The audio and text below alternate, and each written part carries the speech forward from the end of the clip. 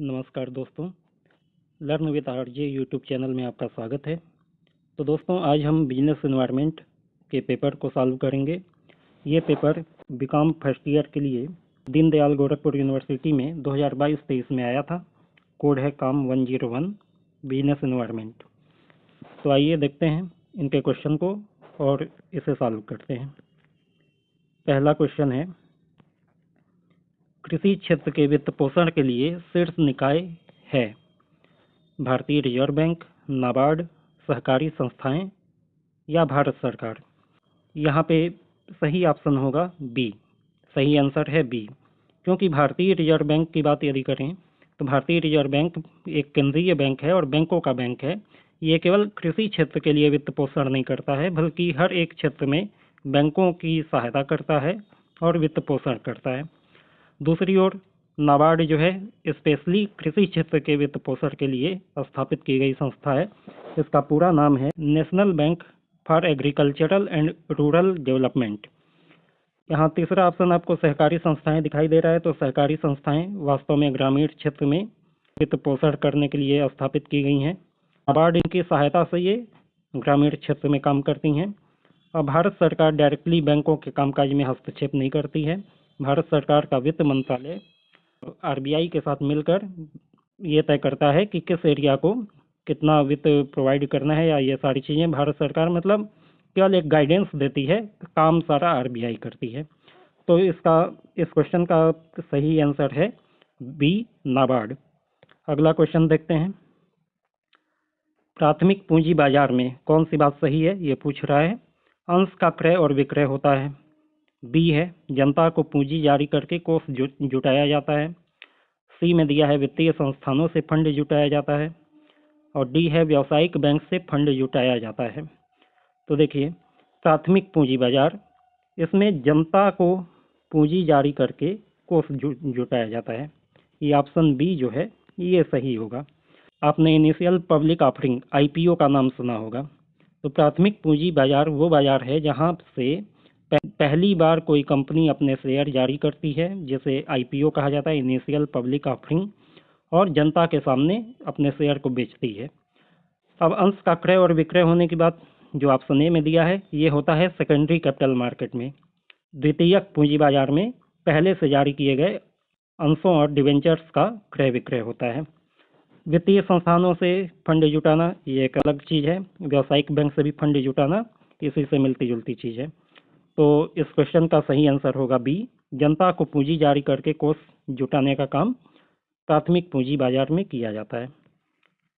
इसके बाद देखिए, क्वेश्चन नंबर 3 है, बफर स्टॉक बढ़ रहा है कारण से, उपभोग में कमी, बफर स्टॉक से उठाव में गिरावट, खाद्यान्न उत्पादकों द्वारा सरकार को अधिक पेशकश, और बाजार मूल्य और बफर बिक्री मूल्य में अंतर में कमी। तो देखिए, पहले तो यह समझिए कि बफर स्टॉक होता क्या है। जिस समय अनाज की पैदावार होती है उस समय सरकार जो है अनाज का एक बड़ा हिस्सा खरीद कर उसे गोदामों में स्टोर कर लेती है, ताकि जब कभी अनाज की कमी हो जाए या सीजन जब न रहे उत्पादन का, उस समय कमी के समय बफर स्टॉक में से अनाज को जारी किया जा सके और मूल्यों पर नियंत्रण किया जा सके। तो बफर स्टॉक बनाने का कई कारण होता है। एक तो दाम न बढ़ने पाए, लोगों को समय पे अनाज भोजन आदि मिल जाए, ये सारी चीज़ें होती हैं। बफर स्टॉक आजकल बढ़ता जा रहा है, इसका क्या कारण है? उपभोग में कमी। उपभोग में कमी तो नहीं होगी, जनसंख्या जो है देश की दिन ब दिन बढ़ रही है, तो उपभोग में कमी कैसे होगी? अब यहाँ पे 3 ऑप्शन और है, बफर स्टॉक के उठाव में गिरावट, खाद्यान्न उत्पादकों द्वारा सरकार को अधिक पेशकश, और बाजार मूल्य और बफर बिक्री मूल्य में अंतर में कमी। तो देखिए, ये क्वेश्चन थोड़ा सा जनरल नॉलेज का है, क्योंकि ये क्वेश्चन जिस समय बनाया गया था उस समय क्या सिचुएशन रही थी। ये तीनों ही कारण हो सकते हैं, बी, सी और डी, ये तीनों ही ऑप्शन इसके सही हो सकते हैं, लेकिन ये निर्भर करता है कि जिस समय ये क्वेश्चन बनाया गया उस समय बफर स्टॉक क्यों बढ़ा था। तो इसे न्यूज़पेपर वगैरह में कभी न्यूज आई होगी, उसके आधार पर ये क्वेश्चन बनाया गया है। लेकिन आमतौर पर यदि देखा जाए तो बाजार मूल्य और बफर बिक्री मूल्य में अंतर में कमी होने पर बफर स्टॉक बढ़ा हुआ पाया जाता है। अब आइए देखते हैं चौथा क्वेश्चन। चौथा क्वेश्चन है, विदेशी मुद्रा बैंक वो बैंक है जिसमें होता है विदेशी मुद्रा में सौदे, स्वामित्व एवं नियंत्रण विदेशी बैंकों के द्वारा, राष्ट्रीयकृत बैंक और सभी अनुसूचित बैंक। तो देखो, सभी अनुसूचित बैंक तो विदेशी मुद्रा बैंक नहीं माने जाएंगे। राष्ट्रीय बैंक भी, सभी बैंक जो है विदेशी मुद्रा बैंक नहीं कहे जाते हैं। और यदि किसी बैंक का स्वामित्व और नियंत्रण विदेश का हो गया तो वो विदेशी बैंक कहा जाएगा, विदेशी मुद्रा बैंक नहीं कहा जाएगा। तो जो बैंक विदेशी मुद्रा में सौदे करता है वो विदेशी मुद्रा बैंक कहा जाता है। इसका ऑप्शन नंबर ए सही होगा। अगला क्वेश्चन देखिए, WTO ने माना है कि श्रम मामलों के लिए उपयुक्त फोरम है अंतर्राष्ट्रीय श्रमिक संगठन, WTO स्वयं, द्विपक्षीय समझौता और इनमें से कोई नहीं। तो इसका सही आंसर होगा अंतर्राष्ट्रीय श्रमिक संगठन। ये इंटरनेशनल लेवल पे एक लेबर ऑर्गेनाइजेशन है जहाँ पे विभिन्न देशों के श्रम मामलों के बारे में बहुत सारी चर्चाएं होती हैं और बहुत सारे डिसीजन लिए जाते हैं।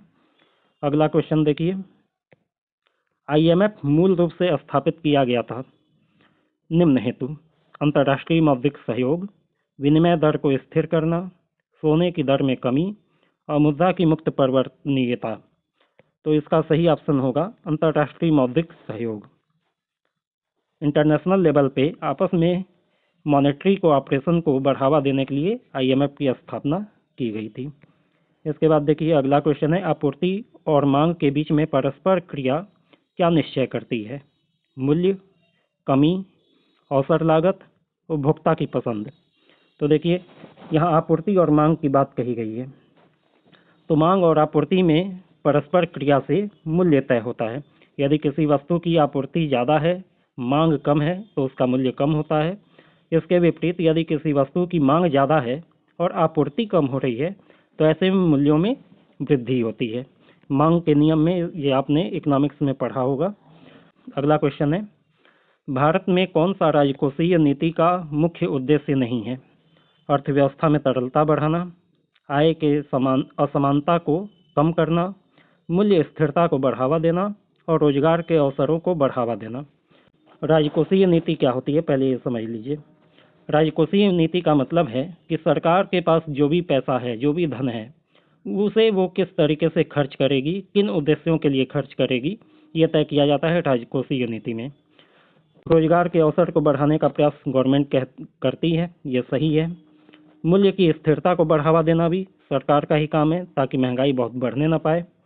आय की असमानता को कम करने का भी प्रयास गवर्नमेंट अपने राजकोषीय नीति के माध्यम से करती है ताकि गरीब वर्ग और अमीर वर्ग के बीच में बहुत ज़्यादा डिफरेंसेज ना होने पाए। लेकिन अर्थव्यवस्था में तरलता बढ़ाना ये राजकोषीय नीति का उद्देश्य नहीं हो सकता है। और यही हमसे पूछा है कि मुख्य उद्देश्य कौन सा नहीं है, यहाँ नहीं वर्ड दिया है, इसलिए ऑप्शन नंबर ए आपका सही जवाब होगा। अगला क्वेश्चन, WTO का पूर्ववर्ती कौन था? WTO के पहले कौन सा संगठन था? इसका सही ऑप्शन है ए, GATT, गैट कहते हैं, पूरा नाम है general agreement on trade and tariff. बढ़ते हैं अगले प्रश्न की ओर। अगला क्वेश्चन है, पर्यावरण के बुनियादी अध्ययन के लिए है। यहाँ पे थोड़ा सा क्वेश्चन हिंदी में ट्रांसलेट अच्छे से नहीं किया है, इंग्लिश में हम पढ़ते हैं। The basic study of environment is for, यानी पर्यावरण का बुनियादी अध्ययन जो हम करते हैं वो क्यों करते हैं? तो इसमें पहला ऑप्शन है दीर्घकालीन योजना, दूसरा है अधिकतम उत्पादन, तीसरा है तकनीकी उन्नयन और चौथा है सामाजिक आर्थिक परिवर्तन। तो इसमें जो आपका सही ऑप्शन होगा वो होगा दीर्घकालीन योजना, क्योंकि किसी भी संस्था को सफल होने के लिए ज़रूरी है कि वो प्लानिंग करे और एक सही प्लानिंग करे, तभी वो लॉन्ग टर्म में उत्पादन भी बढ़ा सकती है, तकनीकी उन्नयन भी कर सकती है और अपने आप को डेवलप भी कर सकती है। तो दीर्घकालीन योजना बनाने के लिए ये जानना जरूरी है कि व्यापार का पर्यावरण कैसा चल रहा है, हमारे आसपास क्या घटनाएं घटित हो रही हैं, किस तरीके से वो व्यवसाय को प्रभावित कर सकती हैं। तो ये सारी चीज़ों को जानने के लिए पर्यावरण का बुनियादी अध्ययन करना जरूरी है। तो अगला क्वेश्चन, उदारीकरण का अर्थ है ब्याज दर का स्वतंत्र निर्धारण, उद्योग व्यापार और अर्थव्यवस्था को अवांछित प्रतिबंधों से मुक्त करना, अंतर्राष्ट्रीय प्रतियोगिताओं को प्राप्त करके अर्थव्यवस्था को दुनिया के लिए खोलना, आरक्षित उद्योगों की संख्या को 17 से घटाकर 8 करना।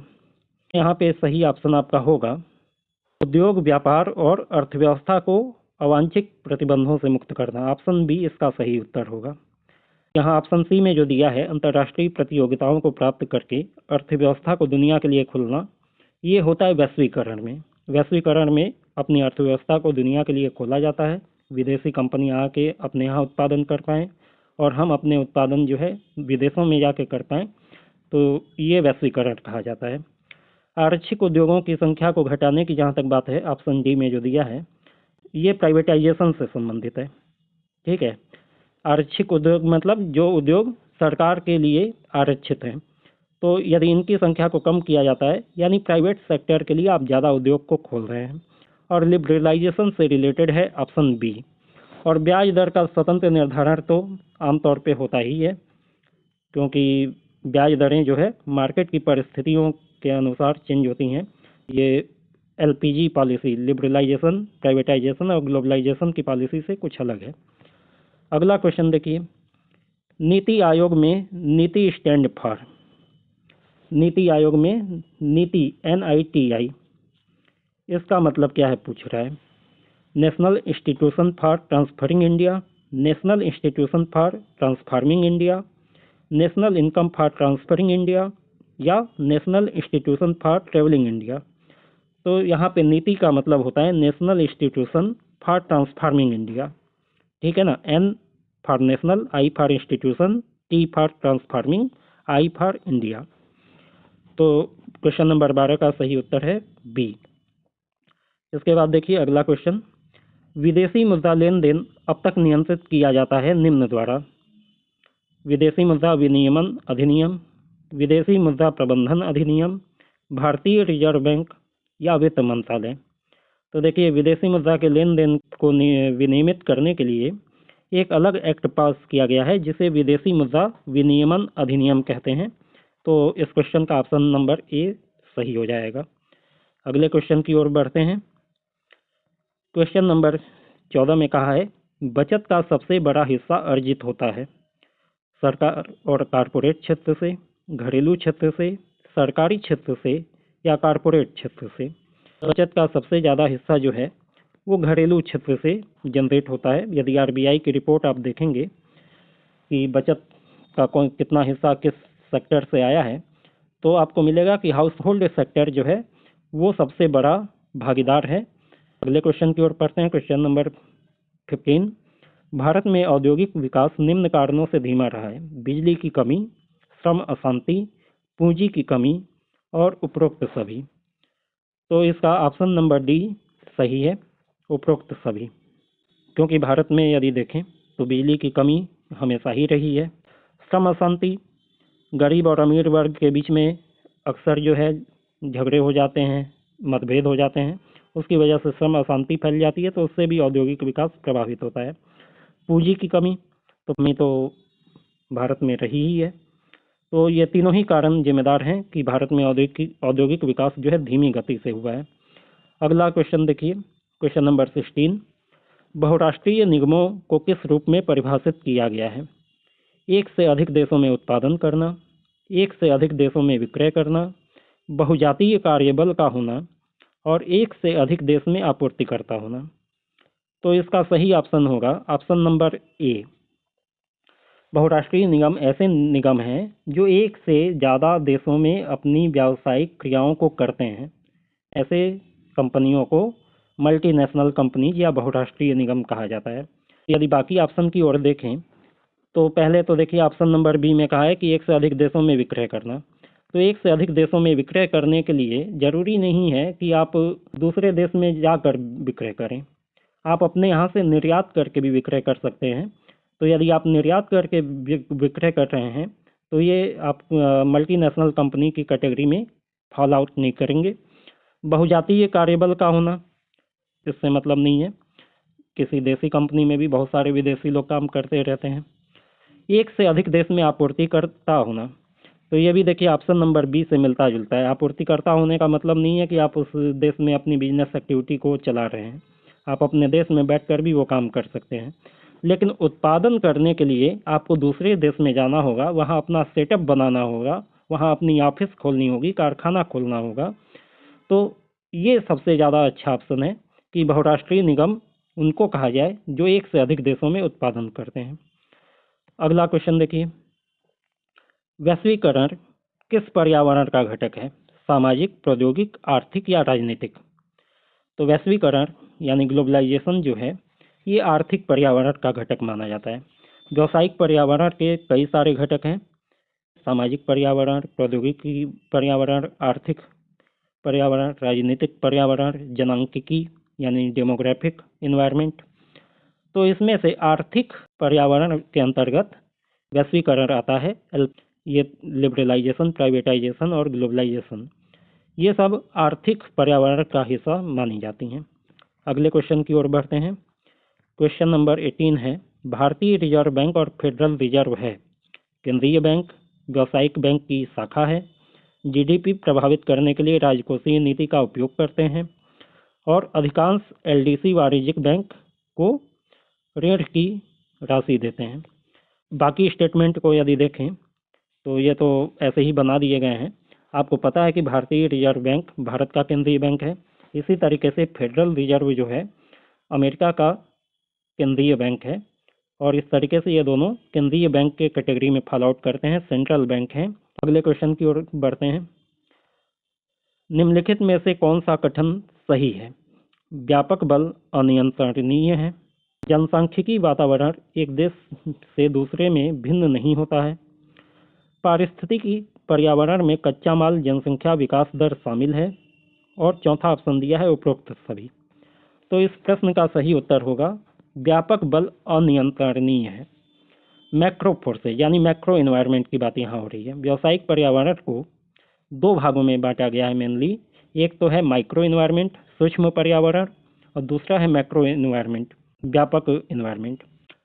तो मैक्रो एनवायरनमेंट जो होता है वो व्यवसाय के बाहर की परिस्थितियों को डिनोट करता है। बाहर क्या क्या बिजनेस चलाने के लिए परिस्थितियां हैं उसे व्यापक पर्यावरण के अंतर्गत रखा जाता है और ये संस्था के नियंत्रण में नहीं होता है। माइक्रो एनवायरनमेंट संस्था के अंदर के पर्यावरण को देखता है। संस्था में काम करने वाले लोग, संस्था के ग्राहक, संस्था के आसपास उनसे संबंधित जो लोग हैं वो माइक्रो एनवायरनमेंट में आते हैं और उसके ऊपर संस्था एक सीमा तक कंट्रोल कर सकती है, लेकिन मैक्रो फोर्सेज के ऊपर कोई भी नियंत्रण संस्था का नहीं होता है। अगला क्वेश्चन देखते हैं। राज्य या केंद्र सरकार के स्वामित्व वाले क्षेत्र को कहा जाता है निजी क्षेत्र, सार्वजनिक क्षेत्र, संयुक्त क्षेत्र और सहकारी क्षेत्र। तो इसका सही उत्तर होगा सार्वजनिक क्षेत्र। निजी क्षेत्र का मतलब वो होता है जहाँ पे प्राइवेट व्यक्ति या प्राइवेट उद्योगपति अपने उद्योगों को लगाते हैं, वो निजी क्षेत्र में आता है। जब सरकार कोई उद्योग धंधे लगाती है तो वो सार्वजनिक क्षेत्र में आता है। राज्य सरकार भी लगा सकती है और केंद्र सरकार भी लगा सकती है, दोनों ही सार्वजनिक क्षेत्र में आएगा। यदि संयुक्त क्षेत्र की बात करें तो जब कोई निजी विनियोगकर्ता, निजी उद्योगपति और सरकार दोनों मिलकर किसी काम को करते हैं तो ऐसे उद्योग संयुक्त क्षेत्र में आते हैं। और सहकारी क्षेत्र तो ग्रामीण स्तर पे आमतौर पे होता है, छोटे छोटे ग्रुप बनाकर लोग अपनी व्यावसायिक गतिविधियों को चलाते हैं, तो ये एकदम अलग चीज़ है। राज्य सरकार और केंद्र सरकार के स्वामित्व वाले क्षेत्र को सार्वजनिक क्षेत्र कहा जाता है। अगला क्वेश्चन देखिए। एक संगठन के सूक्ष्म पर्यावरण की विशेषता है कानूनी कारक, सामाजिक परिस्थिति, आर्थिक कारक और ग्राहक। तो अभी मैंने बताया कि कानूनी कारक, सामाजिक परिस्थितियां, आर्थिक कारक, ये तीनों जो है मैक्रो एनवायरनमेंट के घटक होंगे, क्योंकि ये व्यवसाय के बाहर की परिस्थिति है और व्यवसाय का इस पर कोई नियंत्रण नहीं होता है, जबकि ग्राहक व्यवसाय से जुड़ा हुआ होता है, इसलिए ये सूक्ष्म वातावरण में शामिल किया जाएगा। अगला क्वेश्चन देखिए। भारत में नियोजन अपने निम्न उद्देश्यों को प्राप्त करता है। यहाँ हिंदी का ट्रांसलेशन थोड़ा सा सही तरीके से नहीं किया गया है, इंग्लिश में देखें। Planning in India derive it's objective from. ये पूछ रहा है कि जो इंडिया में प्लानिंग की जाती है, 5 ईयर प्लान बनाए जाते हैं, इसके लिए ऑब्जेक्टिव कहाँ से लिए गए हैं, कहाँ से डिराइव हुए हैं? मौलिक अधिकार, राज्य नीति के निर्देशक सिद्धांत, मौलिक कर्तव्य या प्रस्तावना।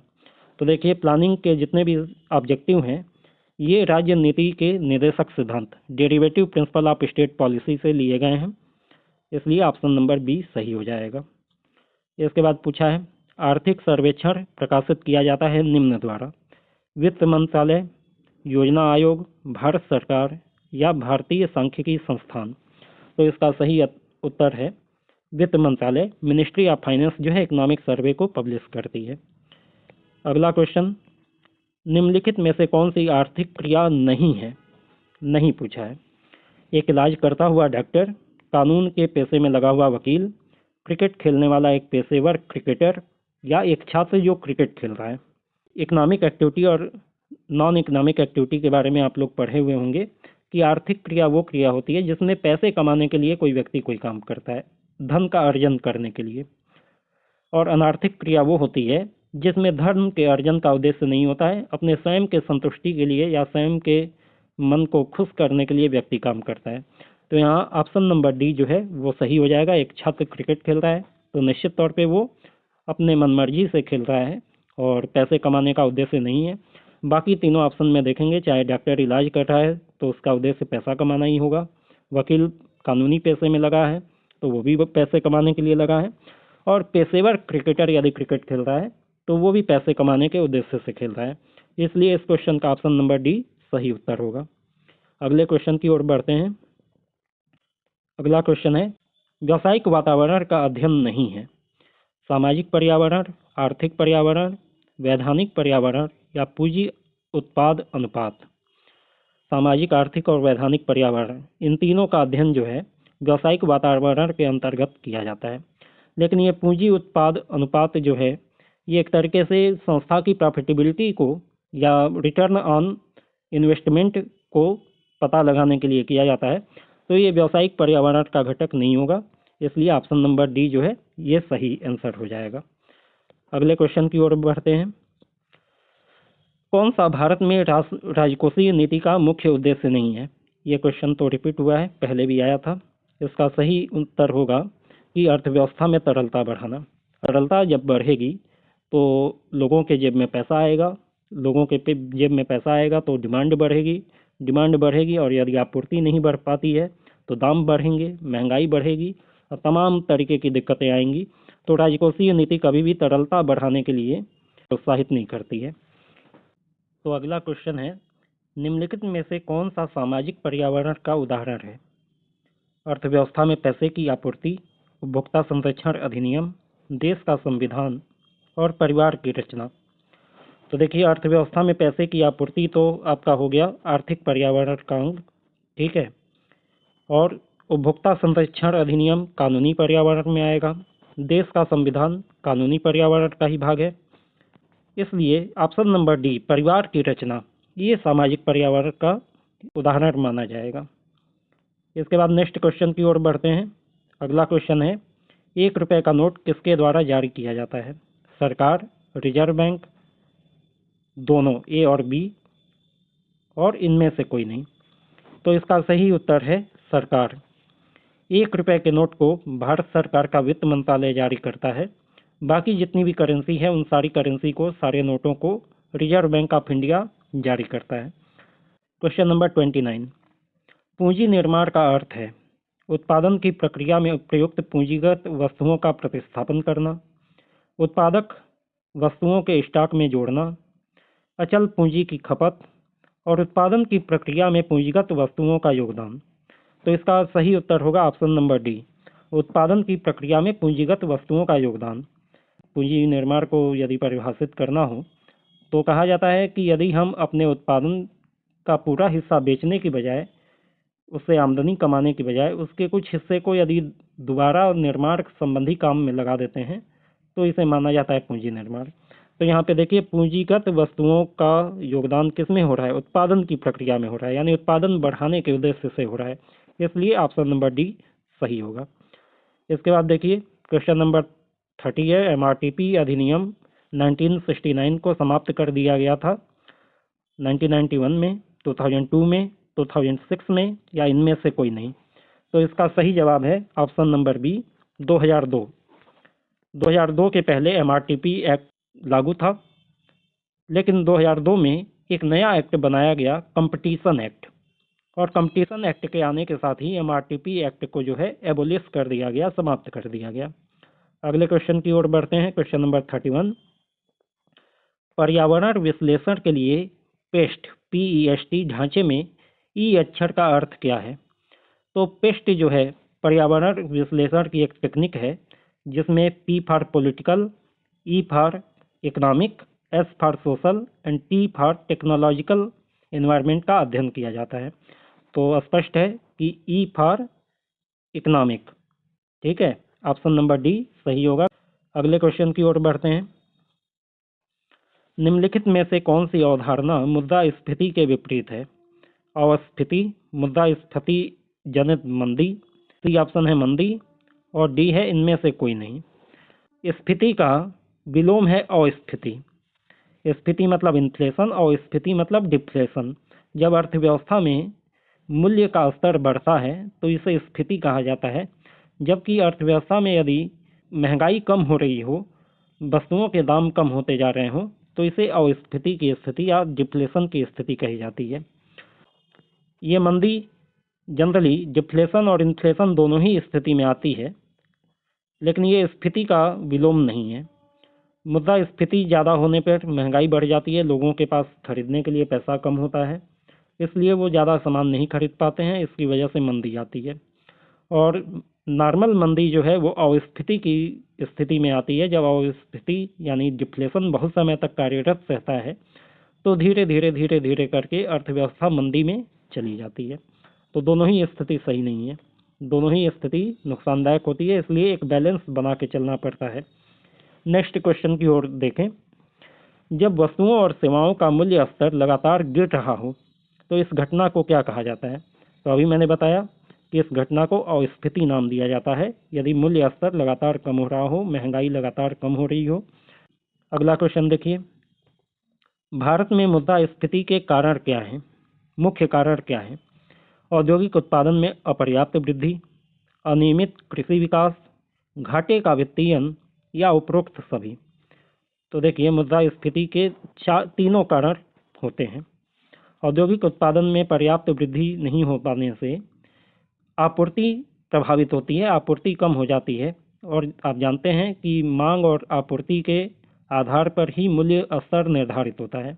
आपूर्ति कम है, मांग ज़्यादा है, तो मूल्यों में वृद्धि होगी, यानी मुद्रास्फीति होगी। दूसरी बात है अनियमित कृषि विकास। कृषि विकास अनियमित होने की वजह से कभी उत्पादन अधिक होता है, कभी कम होता है, कभी कुछ फसलें बहुत ज़्यादा उत्पादित कर दी जाती हैं, कुछ फसलों की कमी हो जाती है। तो ऐसे केस में भी महंगाई बढ़ती है। जिस साल उत्पादन कम होगा उस साल महंगाई ज़्यादा बढ़ेगी। तो ये भी मुद्रास्फीति का कारण भारत में रहा है। घाटे का वित्तीयन किसे कहते हैं? घाटे का वित्तीयन उस स्थिति को कहते हैं जब सरकार, गवर्नमेंट, अपने आमदनी से ज़्यादा पैसे को खर्च करती है। इस खर्च को पूरा करने के लिए नए नोट छापती है। इसको कहा जाता है घाटे का वित्तीयन, यानी घाटा सहकर भी देश के विकास में योगदान देने के लिए कार्य करना। तो इस स्थिति में क्या होता है कि सरकार खर्च ज़्यादा करती है, लोगों के जेब में ज़्यादा पैसे आते हैं, उनकी क्रय शक्ति बढ़ती है, परचेजिंग पावर बढ़ती है, और परचेजिंग पावर बढ़ने की वजह से डिमांड बढ़ती है वस्तुओं की। लेकिन यदि आपूर्ति नहीं बढ़ी, केवल डिमांड ही बढ़ेगा, तो निश्चित तौर पे महंगाई भी बढ़ेगी, वस्तुओं के दाम बढ़ेंगे। अगले क्वेश्चन की ओर बढ़ते हैं। क्वेश्चन नंबर 35, निम्नलिखित में से किस मूल श्रेणी में व्यावसायिक वातावरण को विभाजित किया जाता है? स्थानीय एवं क्षेत्रीय, क्षेत्रीय एवं राष्ट्रीय, आंतरिक एवं बाह्य, और वित्तीय एवं गैर वित्तीय।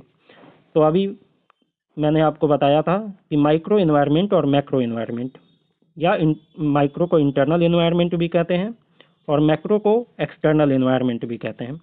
तो बेसिकली व्यावसायिक पर्यावरण को आंतरिक या माइक्रो इन्वायरमेंट और वाई यानी एक्सटर्नल या मैक्रो इन्वायरमेंट, इन दो कैटेगरी में बांटा गया है। स्थानीय, क्षेत्रीय, राष्ट्रीय, ये सब चीज़ें अलग हैं। वित्तीय, गैर वित्तीय भी अलग चीज़ हो गई। बेसिक कैटेगरी जो है वो है आंतरिक और वाई यानी इंटरनल एंड एक्सटर्नल इन्वायरमेंट। अगला क्वेश्चन देखते हैं, क्वेश्चन नंबर 36, किस नीति को नई आर्थिक नीति के रूप में जाना जाता है? औद्योगिक नीति 1948, औद्योगिक नीति 1956, औद्योगिक नीति 1977 और औद्योगिक नीति 1991। तो इसका सही जवाब होगा ऑप्शन नंबर डी, औद्योगिक नीति 1991। 1991 के पहले भारतीय अर्थव्यवस्था एक बंद अर्थव्यवस्था मानी जाती थी, यानी कि विदेशी कंपनियों को भारत में आना और यहाँ पे व्यवसाय के लिए स्थापित होना काफ़ी कठिन होता था। बहुत सारे ऐसे नियम कानून बनाए गए थे जिससे विदेशी कंपनियों को बहुत सारे रिस्ट्रिक्शन का सामना करना पड़ता था। लेकिन 1991 में नई औद्योगिक नीति बनाई गई जिसे नई आर्थिक नीति भी कहा गया, और इस नीति के अंतर्गत उद्योगों पे से बहुत सारे नियम कानूनों को कम किया गया, लिबरलाइजेशन किया गया, प्राइवेट सेक्टर के लिए बहुत सारे क्षेत्रों को खोला गया यानी प्राइवेटाइजेशन किया गया, और इन दोनों के प्रभाव स्वरूप ग्लोबलाइजेशन हुआ यानी विश्व के दूसरे देशों की कंपनियां भारत में और भारत की कंपनियां विदेशों में कार्य करने के लिए ज़्यादा आसानी से आ जा सकती थीं, अपने काम को कर सकती थीं। इस प्रकार नई औद्योगिक नीति 1991 को नई आर्थिक नीति के रूप में जाना जाता है। अगले क्वेश्चन को देखते हैं। इसमें कौन सी निजीकरण की सफलता के लिए शर्त हो सकती है? प्रदर्शन की मापनीयता, वैकल्पिक संस्थागत व्यवस्था, बाजार में प्रवेश करने के लिए बाधाएं और उपरोक्त सभी। तो इसमें ऑप्शन नंबर सी जो है ये ज़्यादा उपयुक्त लग रहा है कि बाजार में यदि प्रवेश करने के लिए बाधाएं हैं तो ऐसे में निजीकरण सफलता नहीं प्राप्त कर पाएगा। यदि बाजार में प्रवेश करने संबंधी बाधाओं को दूर कर लिया जाए तो ऐसे केस में निजीकरण निश्चित रूप से सफल होगा, इसलिए इसका ऑप्शन नंबर सी सही होगा। इसके बाद अगला क्वेश्चन, निम्नलिखित में से किसे प्रमुख आर्थिक प्रणाली नहीं माना जा सकता है? नहीं शब्द यूज हुआ है। जीवन सूचकांक की भौतिक गुणवत्ता, समाजवाद, साम्यवाद और पूंजीवाद। तो देखिए आर्थिक प्रणाली को मुख्य रूप से 3 वर्गों में बांटा गया है। एक तो है पूंजीवादी आर्थिक प्रणाली, दूसरा है समाजवादी आर्थिक प्रणाली और तीसरा है मिश्रित अर्थव्यवस्था। ठीक है, तो यहाँ पे जीवन सूचकांक की भौतिक गुणवत्ता ये एक अलग चीज़ है। ये तीनों आर्थिक प्रणाली में आती हैं, जबकि जीवन सूचकांक जो है ये आर्थिक प्रणाली नहीं माना जा सकता है, बल्कि एक तरीके से आपके आर्थिक विकास के स्तर को मापने का एक यंत्र है ये। तो इसका सही ऑप्शन होगा ए। इसके बाद अगला क्वेश्चन देखते हैं। ब्लैंक स्थान दिया, इसके बाद कहा रहा है कि का अर्थ है आर्थिक विकास को प्राप्त करने के लिए एक समय से दूसरी अवधि में नीतियों के नियमों एवं विनियमों का एक सेट में परिवर्तन। यानी आर्थिक विकास के उद्देश्य से जब एक पीरियड की तुलना में दूसरे पीरियड में बहुत सारी नीतियों, नियमों और विनियमों को बदल दिया जाता है तो ऐसी स्थिति को क्या कहते हैं? ऐसी स्थिति को कहते हैं आर्थिक सुधार। ठीक है ना, क्योंकि आर्थिक विकास के उद्देश्य से नीतियों को बदला गया है, नियमों को बदला गया है, विनियमनों को बदला गया है, तो ये सब आर्थिक सुधार के अंग हैं। कर सुधार में क्या होता है? कर सुधार में कर प्रणाली में ये सारे परिवर्तन होते हैं। भूमि सुधार में भूमि की यानी जमीन के ओनरशिप के तौर तरीकों में सुधार किया जाता है। तो ये दोनों ऑप्शन तो गलत हैं और उपरोक्त में से सभी नहीं होगा। तो ऐसे में ऑप्शन नंबर बी आर्थिक सुधार सही ऑप्शन है। इसके बाद लास्ट क्वेश्चन देखते हैं। मौद्रिक नीति ब्लैंक और ब्लैंक को प्रभावित करती है, यानी मौद्रिक नीति से कौन कौन सी चीज़ें प्रभावित होती हैं? पहला ऑप्शन है संचय और बेरोजगारी, दूसरा ऑप्शन है मुद्रा आपूर्ति और ब्याज दर, तीसरा है कर और विनिमय दर, चौथा है स्कंध मूल्य और न्यूनतम मजदूरी। तो इसका सही उत्तर होगा ऑप्शन नंबर बी, मुद्रा आपूर्ति एवं ब्याज दर। ये दोनों मौद्रिक नीति के अंग हैं। मौद्रिक नीति में यह तय किया जाता है कि अर्थव्यवस्था में लिक्विडिटी कितनी रखनी है, तरलता कितनी रखनी है, जिसे मुद्रा की आपूर्ति के रूप में जाना जाता है, सप्लाई ऑफ मनी। यदि मुद्रा की आपूर्ति ज़रूरत से ज़्यादा होगी तो महंगाई बढ़ेगी, क्योंकि लोगों के बीच में वस्तुओं की डिमांड बढ़ेगी, उनके जेब में पैसा होगा। यदि मुद्रा की आपूर्ति कम हो जाती है, ऐसे में लोगों के पास पैसा कम होगा, डिमांड कम होगी, और डिमांड कम होगी तो अस्फीति की स्थिति पैदा हो जाएगी। तो मौद्रिक नीति के माध्यम से मुद्रा की आपूर्ति को एक बैलेंस्ड लेवल पे बनाए रखने का प्रयास किया जाता है। दूसरी बात आती है ब्याज दर। ब्याज दर भी मौद्रिक नीति का ही अंग होता है। क्योंकि मनी के सप्लाई के आधार पर ही इंटरेस्ट रेट चेंज होता है। यदि मनी की सप्लाई ज़्यादा है तो इंटरेस्ट अपने आप कम हो जाता है, क्योंकि आसानी से पैसा मिल जाता है, लोग ज़्यादा ब्याज देने के लिए तैयार नहीं होते हैं। इसके विपरीत यदि मार्केट में मनी की सप्लाई कम है तो ऐसे में लोग पैसे के बदले में ज़्यादा ब्याज देने को तैयार हो जाते हैं, ज़्यादा ब्याज देकर भी पैसे लेना चाहते हैं। तो मुद्रा की आपूर्ति और ब्याज दर ये दोनों मौद्रिक नीति से प्रभावित होते हैं। तो इसी के साथ ये पेपर आपका कंप्लीट होता है। उम्मीद करता हूँ इसमें दिए गए प्रश्नों को हल करने से आपको बहुत ज़्यादा आसानी होगी। इसमें आपको एक तो ये पता चलेगा कि पेपर का पैटर्न किस तरीके का है, किस टॉपिक से क्वेश्चन ज़्यादा पूछे जा रहे हैं, दूसरा क्वेश्चन किस तरीके से बनते हैं और सही ऑप्शन को कैसे चूज करना है, इसका तरीका भी मैंने इसमें आपको समझाने की कोशिश की है। और बहुत सारे पॉइंट जो ऑप्शंस में आए हैं उन सारी चीज़ों को भी मैंने एक्सप्लेन किया है। तो मुझे लगता है कि ये वीडियो आपके लिए बहुत ही ज़्यादा उपयोगी रहा होगा। यदि ये वीडियो आपको अच्छा लगा हो तो इस वीडियो को लाइक करें, इस वीडियो को ज़्यादा से ज़्यादा शेयर करें, और यदि आपको कोई समस्या है, किसी प्रश्न के उत्तर में कोई डाउट है तो आप कमेंट कर सकते हैं। आप इस चैनल को सब्सक्राइब करके बेल आइकन दबाना मत भूलिएगा, ताकि इसी तरीके की नई नई वीडियो के नोटिफिकेशन आपको मिलते रहें और आप एग्ज़ाम की तैयारी अच्छे तरीके से कर पाएँ। धन्यवाद।